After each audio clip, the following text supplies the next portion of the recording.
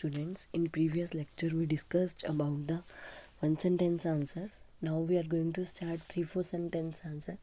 Our 3-4 sentence answer first is, sometimes a crackling sound is heard while taking off a sweater during winters. Explain. आपको पता है कि जब आप winters के दौरान स्वेटर्स को टेक ऑफ करते हो, बाहर ऊपर से निकालते हो, तब एक क्रैकिंग साउंड प्रोड्यूस होती है.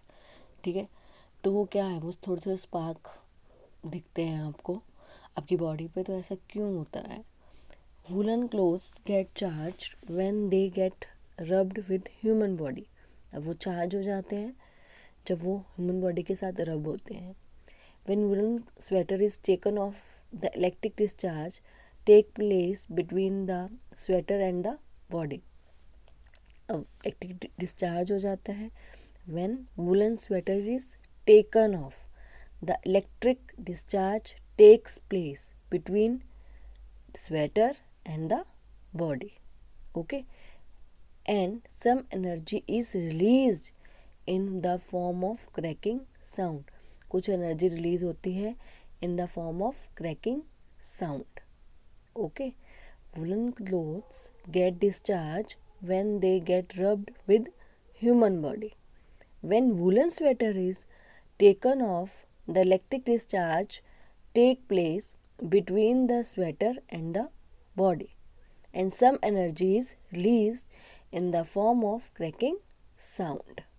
Easy है, करा हुआ है आपने, कुछ भी नहीं है. जब टेकन ऑफ करते हैं तो वूलन क्लोथ चार्ज हो जाता है. फिर उसके बाद जो क्या होता है, जब वो चार्ज हो गया तो अपने आप ही क्रैकिंग साउंड प्रोड्यूस होगी ना. जब कोई थिंग चार्ज हो जाती है तो स्पार्क्स निकलने शुरू हो जाते हैं. Okay, when woollen sweater is taken off, the electric discharge take place between the sweater and the body.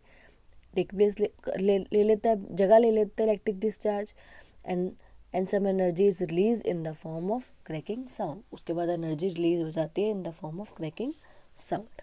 Now next one. Explain why a charged body loses its charge if we touch it with our hand. अब कोई, हम conductor हैं, ठीक है, human body is a conductor of electricity, all know. फिर यदि हम charge body को हैंड टच करते हैं तो उसमें से चार्ज ख़त्म होकर हमारी बॉडी में आता है. हमारी बॉडी से पास होता होता कहाँ चला जाता है? अर्थ पर चला जाता है. ठीक है, इसलिए जो चार्ज बॉडी होती है वो लॉस कर देती है अपना चार्ज. ना देखो, human body is a conductor of a electricity. When we touch a charge body with our hand, the charge of the charge body passes to the earth through our body. Thus the charge body losses its charge. Okay, easy है, करा हुआ है आपने. Explanation में मैंने आपको समझाया भी था. उसके बाद आता है suggest 3 measures to protect ourselves from lightning. अब अपने आप को प्रोटेक्ट करना है लाइटनिंग से, तो क्या होगा? During lightning and thunderstorm no open place is safe. आपको पता है, गो इनसाइड द हाउस और अ बिल्डिंग. नीचे जाना चाहिए हाउस के और बिल्डिंग. जो ओपन प्लेस है वो सेफ नहीं है. ओपन प्लेस पे लाइटनिंग आपके ऊपर गिर सकती है. गो इनसाइड द हाउस, घर के अंदर जाओ या बिल्डिंग के अंदर जाओ. Okay, if you are travelling by car और bus, close the windows and the doors. Travelling कर रहे हो बस कार में, उसके विंडोज़ क्लोज कर दो, डोर क्लोज कर दो. If you are in a forest, take shelter under the shorter tree. अब बड़े ट्री के ऊपर नहीं, क्योंकि उसके ऊपर सबसे पहले गिरेगी. जो छोटा सा ट्री है उसके नीचे खड़े रहना चाहिए यदि आप फॉरेस्ट में हो. ओके, ऐसे तो ट्री के नीचे खड़े ही नहीं होना चाहिए जब लाइटनिंग और थंडरिंग हो रही हो. पर यदि फॉरेस्ट में ही हो तो शॉर्टर जो ट्री होता है उसके नीचे टेक प्लेस करना चाहिए, जगह लेनी चाहिए. Right, during lightning and thunderstorm no open place is safe. Go inside the house और अ बिल्डिंग. फिर if you are travelling by bus और car, close the windows and the doors. If you are in a forest, take shelter under the shorter trees. Okay, now we start detailed questions. Our first question is, explain how lightning take place in the sky during monsoon. How lightning take place in the sky during monsoon. Lightning कैसे जगह लेती है sky में जब monsoon होता है. देखो, during the thunderstorm the air currents move upward while the water drops move downward.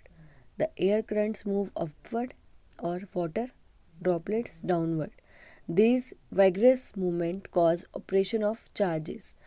इतनी जो मूवमेंट हो रही है तो क्या होता है, कॉज सेपरेशन ऑफ चार्जेस. जो चार्जेस हैं वो सेपरेट हो जाते हैं. ठीक है.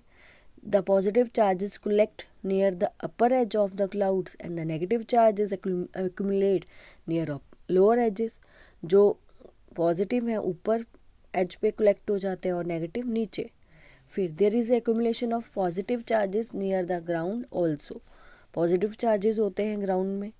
When the magnitude of accumulated charges become very large, the air, which is normally a poor conductor of electricity, is no longer able to resist their flow. अब आपको जब ये चार्जेस एक्यूमुलेट हो जाते हैं, ठीक है, तो फिर क्या होता है आपको पता है. ब्राइट लाइट स्ट्रिक होती है. ठीक है, इसको ही हम लाइटनिंग बोलते हैं. There is accumulation of positive charges near the ground also. When the magnitude of the accumulated charges become very large, ठीक है, मैग्नीट्यूड बहुत ज़्यादा हो जाता है. The air, which is normally a poor conductor of electricity, पर is no longer able to resist their flow. वैसे तो वो जो एयर है वो पुअर कंडक्टर है, पर is no longer able to resist their flow. फिर जो पॉजिटिव है और नेगेटिव चार्जेस अब मीट हो गए. ठीक है, फिर जब मीट होने के बाद वो क्या करेंगे, producing streaks of bright light and sound. We see streaks of lightning. Bright light होगा, साउंड होगी, हम लाइट की स्ट्रिक्स ऐसे जो है वो नज़र आपको दिखेंगे. ये डायग्राम सिर्फ आपको समझाने के लिए बनाया है, इसको आपको बनाना ज़रूरी नहीं है. देखो, पॉजिटिव है, नेगेटिव चार्जेस हैं, ये एक्यूमुलेट होंगे तो लाइट स्ट्राइक होगी. ये जो ब्राइट लाइट है वही क्या है, लाइटनिंग है. जो नीचे होते हैं वो भी पॉजिटिव चार्जेस होते हैं, वो भी उनके साथ मिलेंगे नेगेटिव के साथ, फिर भी स्ट्रिक्स ऑफ लाइट तो होगा ही होगा. Clear. Now next question, explain the safety measures during thunderstorm when you are inside your home. अब घर के अंदर हो तो कौन कौन से मेजर करने चाहिए. Lightning can strike telephone codes, electrical wires, metal pipes. During a thunderstorm, contact with these things should be avoided. पता है आपको. It is safer to use mobile phone and cordless phone. We should not use the landline or wire telephone. Okay. Bathing should be avoided during thunderstorm to avoid contact with flowing water.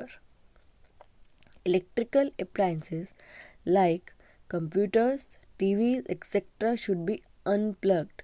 Electrical light can remain on it. Okay. फिर से repeat कर रही हूँ. Lightning can strike telephone cords, electrical wires and metal pipes. During a thunderstorm, contact with these things should be avoided. It is safer to use mobile phones and cordless telephones. We should not use the landline or wire telephone. Bathing should be avoided during thunderstorm to avoid contact with flowing water. Electrical appliances like computers, TVs, etc. should be unplugged. Electrical light can remain on. Okay. फिर match the followings हैं. Match the followings में electroscope को किसके साथ match करोगे. First को सी के साथ, detection of charged object. Electroscope, detection of charged object. फिर सिस्मोग्राफ, इसको किसके साथ मैच करेंगे, टी सुनामीज के साथ. सिस्मोग्राफ को किसके साथ मैच करेंगे, टी सुनामीज के साथ. फिर लाइटनिंग को इलेक्ट्रिकल डिस्चार्ज. रिश्टर स्केल को डिटेक्शन ऑफ अर्थक्वेक. फर्स्ट को सी के साथ, सेकंड को डी के साथ, थर्ड को ए के साथ एंड फोर्थ को बी के साथ। यहाँ पे मेरा जो चैप्टर है वो फिनिश्ड हो गया है। All the points will be covered now. अब नेक्स्ट में हम रिवीजन शुरू करेंगे। यहाँ पे मेरा सिलेबस क्या है, फिनिश्ड हो गया है। सिर्फ 2 एक्सपेरिमेंट्स आर रिमेनिंग, वो बीच में मैं आपको ले लूँगी। पहले एक चैप्टर रिवीजन का करवाऊँगी, उसके बाद 2 जो तुम्हारे एक्सपेरिमेंट हैं वो मैं एजेड के थ्रू आपको समझा दूँगी। आपको मैंने एक्सप्लेनेशन के टाइम वो समझाए हुए हैं सब, सिर्फ आप एक्सपेरिमेंट की फॉर्म में आपको समझाना है। 2 एक्सपेरिमेंट ही लेने हैं, तो वो मैं आपको बीच में करवाऊँगी।